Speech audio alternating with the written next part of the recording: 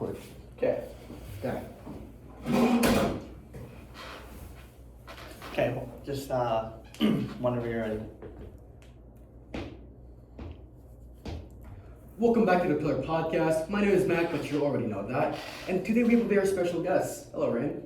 Hello, everybody. My name is Rayne, and I'm here to talk about whatever Mac is interviewing me about. So, would you say you're an anime fan, Rayne? I am an anime fan. I've grown up watching it. I watched over 30 series. I'd say I'm pretty good at anime watching. So, would you like to list off a few animes you like? I love One Piece, Jujutsu Kaisen, Fullmetal Alchemist Brotherhood, Evangelion, Cowboy Bebop, just to name a few. What's your favorite? One Piece. Ooh, definitely. Then let's start with that, alright? Who is your favorite character in One Piece, and why? My favorite character in One Piece would definitely have to be Rayne Zoro. He has epic design. He uses 3 swords, which is a very unique way of using a weapon, and he has very good character building and personality. So, are you caught up in One Piece? I am caught up in One Piece. I've watched, I think it's around 1,200 episodes now. I've watched it honestly twice. Very good. I've loved the anime. So, you're caught up on the manga too, or just the anime? No, I don't read manga, sadly. I see. Now, out of all those amazing arcs, which one's your favorite? My favorite arc, there's so many good arcs in One Piece, but if I had to choose one, I'm just gonna be basic here and say everybody's favorite, Marineford. I love all the impactful deaths in the arc. I love everything about it. And there's just so much going on that's building and building for the next chapters of One Piece, and so good. So would you say that's the most important arc in your opinion? One of the most important arcs. There's also really important arcs for emotional character building, like Enies Lobby, and Wano was definitely important because Luffy gained Gear 5, obviously. Yeah, that makes sense. Now, let's go on to that part you said about emotional building, right? The character that... Yeah. Which character do you think has the saddest backstory in One Piece? I think the character that has the saddest backstory would be one of the Straw Hat Pirates, Robin. She and everybody around her was killed. Well, she wasn't killed, but everybody around her was killed, and she's the last of her kind, and she has a bounty on her head, and everybody's hunting her down just because she can read poneglyphs and she's of a certain race, which is very sad. That is very sad. Yeah. And lastly, how do you feel about the pacing in One Piece? Because some people said it's kind of bad, it's not too dragged out, you know? I think the pacing in One Piece isn't horrible because I get to watch 1,000 episodes of my favorite show. Yeah. But in some spots, it can get very, very boring. Like in Dressrosa, all the events of Dressrosa took place in one afternoon. But in the anime, it took over 100 episodes to complete Dressrosa. And Wano took 250 episodes, basically. Very long. But I also think there is some longer arcs that are 50 episodes, like Skypiea and Alabasta, that are really good and use their time wisely. I see. Then let's move on from One Piece, okay? Let's go to... You like Jujutsu Kaisen, right? Yeah, I like Jujutsu Kaisen. I'd say it's not in my top 5 of favorite anime, but definitely in the top 10. Alright, let's start with the age-old question. Who do you think should have won, Sukuna or Gojo? Gojo, he's way stronger. But then you have Sukuna, way smarter. And Sukuna uses his smarts to beat Gojo in the manga. And, well, not in the anime yet, but that animated fight's going to be sick. I think Gojo, in terms of raw physical strength, can beat Sukuna, all 20 fingers, and Maharaga. But Sukuna just simply outsmarts Gojo. Gojo's a very good fighter, but he doesn't have the intellectual capability that Sukuna has. And Sukuna used that in the manga and anime to kill him. I see. So, when you said Gojo was lacking the smarts there, do you think he would have won if he were taking the whole thing serious? Absolutely. If he was taking it seriously, if he was using his full power when he should have, if he wasn't messing around right before he died, he was messing around, he would have won that fight. Who do you think deserved to win in the final showdown? Honestly, Sukuna, he's smarter. He played it better. Played his cards way better. Let's see. Let's go to more the character route. Who do you think is the worst character in the show, for any reason whatsoever? The worst character in the show.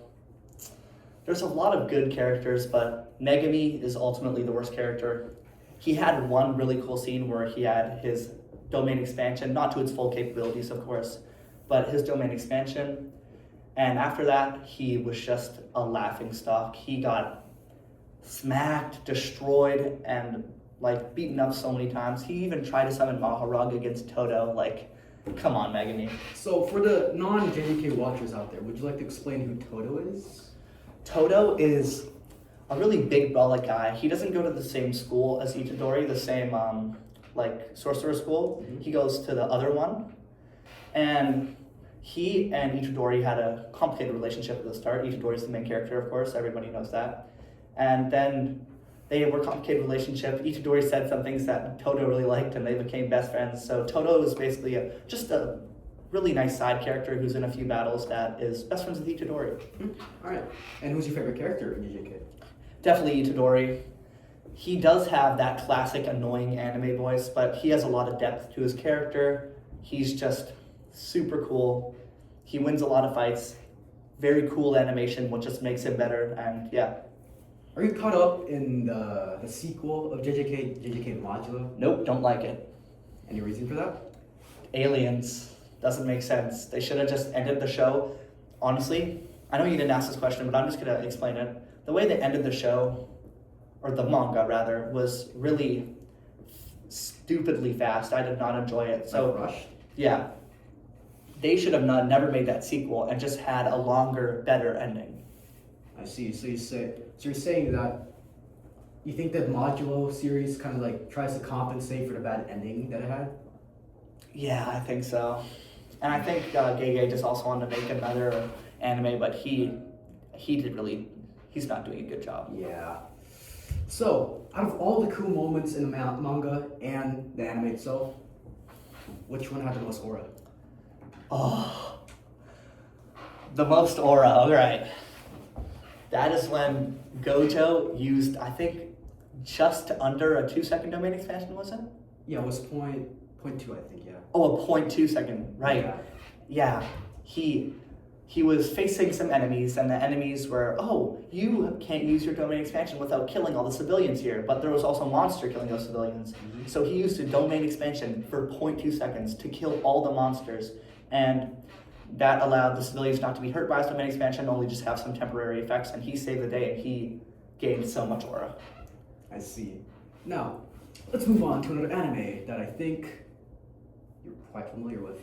You know Pokemon? I do know Pokemon. I love Pokemon. Would you say it's like a pretty influential anime for you? Number one. I see. Who's your favorite Pokemon and why? I love Deoxys. Deoxys has a speed form, he has a defense form, he has an attack form, and he has a base form. He is so versatile. He can do everything, and he's just a cool design. He looks like DNA. And yeah, Deoxys. I see. Now, you know about the legendary trios, right? In each little region? Yeah, I just don't know their names, but I know the trios themselves. If you were to pick one trio to be by your side, what would it be? The Leather Trio. Everybody would choose the Leather Trio. Yeah. You have Rayquaza, the god of the sky, and then you have Groudon, the god of earth, Yeah. and then Kyogre, the god of the sea, and they're all three so cool. Rayquaza obviously being the coolest, and Groudon and Kyogre just having some aura alongside him. Yeah, I couldn't agree more, man. So, out of all the little regions in anime, which one was your favorite? Tough one, eh? It's between Gen 1 and Gen 3, but honestly, the Gen 1 region, Kanto, my favorite, just has the 151 unique Pokemon. Everybody knows those Pokemon. Everybody knows the legendaries Mewtwo, Mew, and the legendary birds. Well, I guess Mew's more mythical. But yeah, I love Gen 1 region, and I love the characters within it. Ash started his journey there, and he had Pikachu alongside with him, who's another iconic Gen 1 Pokemon. Couldn't agree more on that. So, if you were to have one Pokemon, not legendary, nor mythical, nor pseudo-legendary, what would it be? That's a tough one. Mm-hmm. One Pokemon. I think the most versatile Pokemon I would want is Eevee, because I could make her anything I want. Any of one of her evolutions. Like Vaporeon. Yeah. My favorite evolution is, of course, Umbreon. Yeah. The Dark Knight aesthetic, so cool. Would you say like an edgelord? Would you say? Yeah. Would you rather be Red or Ash? Red or Ash? Red has a superior lineup with Charizard, Blastoise, and Venusaur, the original Kanto starter Pokemon. But then Ash has a very overpowered Pikachu, an Ash Greninja, a Charizard of his own. But ultimately, I would choose Red. Red just has the better lineup, in my opinion, the more superior lineup. I see. Right. How did you get into the franchise in the first place? I got into Pokemon from Pokemon cards, actually. My first ever Pokemon pack, I pulled a Rainbow Rare Lugia GX, and that was for my first ever one. And that card's worth thousands of dollars today, but I just threw it in the car and I let it sit there, and I picked it up, and it's definitely damaged now, but it's still like a PSA 8.5, I'd say. Yeah, so Pokemon cards got me into the series. Then I played the games and watched the anime. Love it. So, Full Metal Alchemist, you know about that anime? I do. I love Fullmetal Alchemist. Like Full Metal Alchemist Other Brotherhood? No. I like Brotherhood more than the original, yes. Yeah, I see. Now, do you think Edward Elric made the right choices throughout the story? Edward Elric. The right... It's tough to say, but yeah. He made the right choices throughout the story. He made some interesting choices, like not stopping Scar when he had the chance and stuff like that, but yeah. I think Scar deserved, redemption. Yeah, Scar absolutely kicked the crap out of, what's his name, Wrath. So, yeah, or King Bradley. All right. Who do you think had the saddest backstory in Full Metal Alchemist Brotherhood? Just the Elric brothers. They wanted to bring back their mom back to life using a forbidden form of transmutation, and it didn't end well. End up, Alphonse lost his whole body, and Edward lost his arm and his leg. I see. Let's move on to a different anime then, won't we? You know Berserk? I do know Berserk, yeah. Are you caught up in the story? Have you finished it? Yes and no. The anime, absolutely not. The show, or the manga, kinda. It's spotty. Do you think Guts is justified in his quest for revenge? Yes and no. Explain. Well, Guts kills a lot of people just to get to Griffith, and I don't think that's the right thing. But what Griffith did, and yeah. Speaking of Griffith, do you think he was a broken character or just No, he's purely evil. I hate Griffith. I see. So, did Griffith, do you think, truly care about Guts before the eclipse, or do you think he just Nope. another stepping stone? Evil stepping stone. Griffith is a horrible person. My least favorite character in all of anime. Who do you think suffered the most in Berserk? Guts. Not Casca. No. All right. Now, you like Evangelion? Yeah. It's top 5 for sure. Which impact do you think had the most aura? The third impact. I see. That's the clear answer, of course. Now, who's your favorite character in Evangelion? The baddie in the red suit. Forgot her name though. Asuka? Yep, Asuka. She's like 12, right? No. No. Yeah, Only in the original. I guess, sure. Now let's just move to more general questions. Okay. Would you say anime is just for kids?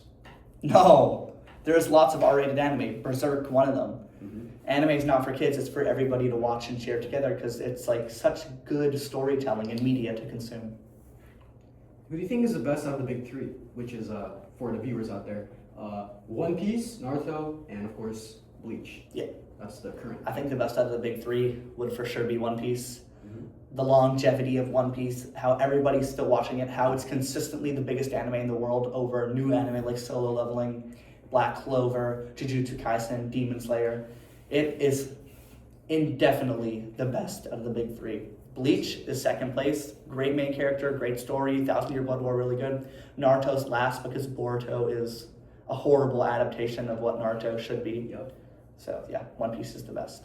So out of those big three, who was the best characters, like main characters? I think One Piece again has the best main characters, has the biggest cast out of any of the shows. The Straw Hat Pirates are an amazing lineup of main characters.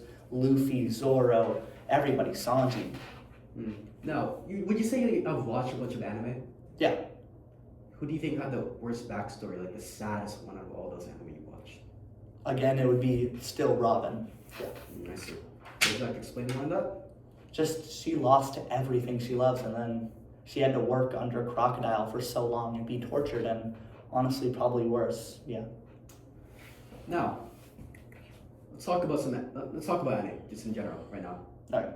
If you were to recommend a first anime for your friends who's just trying to get into watching it, what would it be? Oh, Demon Slayer, because it's just the easiest to understand. I see. And let's end it off with a pretty, thoughtful question here. What's the worst anime ever, in your opinion? Boruto. It is a slideshow of an anime. It is horrible animation. Naruto just got disrespected. Its legacy, like, it's crazy how the original Naruto anime looks better than today's Boruto anime. Turned off. Yeah, it's fine. All right. Well, that's about it for our interview today. Thank you, our guest Rayne. Thank you, everybody, for having me. I had a great time on today's show. And without wasting your time anymore, I hope you guys have a good day and peace. Goodbye, everybody.